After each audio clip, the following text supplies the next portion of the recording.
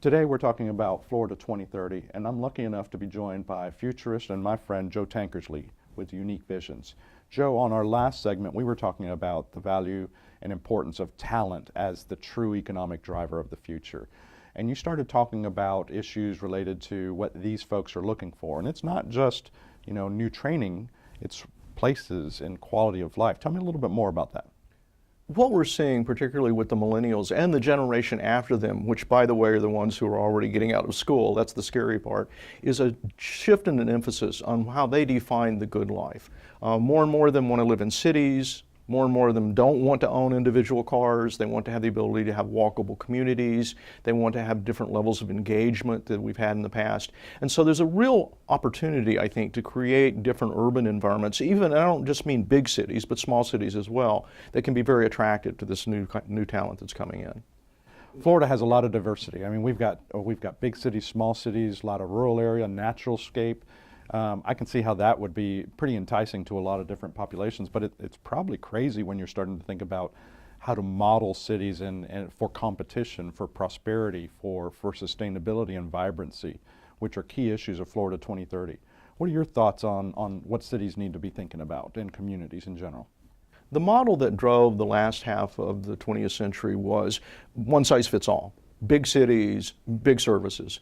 What we're seeing with almost everything that's going on today, in large part because of the digital disruption, is a movement toward individualization and personalization. So instead of thinking of a city as a whole, you think about smaller communities. And that's really interesting because that opens up a whole bunch of new opportunities. And it also means that places that were overlooked, small cities, small towns, now have the ability to cater to a new group of potential citizens. So I think you're seeing the opportunities exist everywhere, mainly because people are looking for that lifestyle that's right for them, and we're seeing that fragmentation. I see it as a good thing.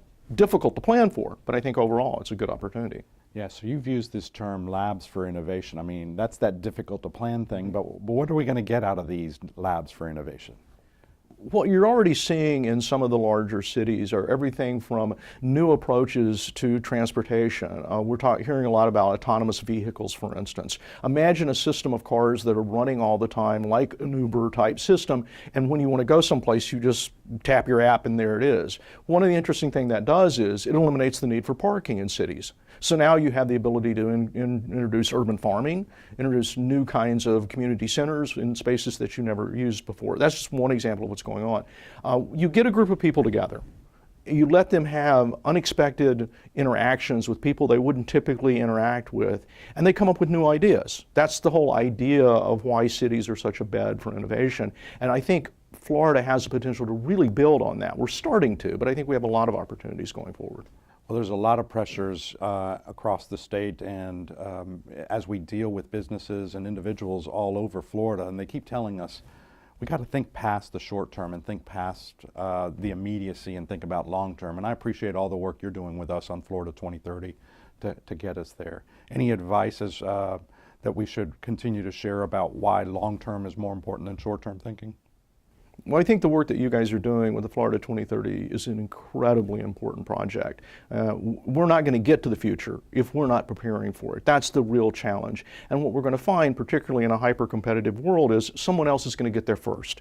And we don't want that to happen. We want Florida to be the first person to get to 2030. And I'm with you with that. So let's make sure that Florida is ready for global competition, prosperity, and vibrant and sustainable communities. Join us on the next edition of Florida Chamber's Bottom Line to dive a little bit deeper into the 6 pillars and maybe some of the industries that we need to be thinking about.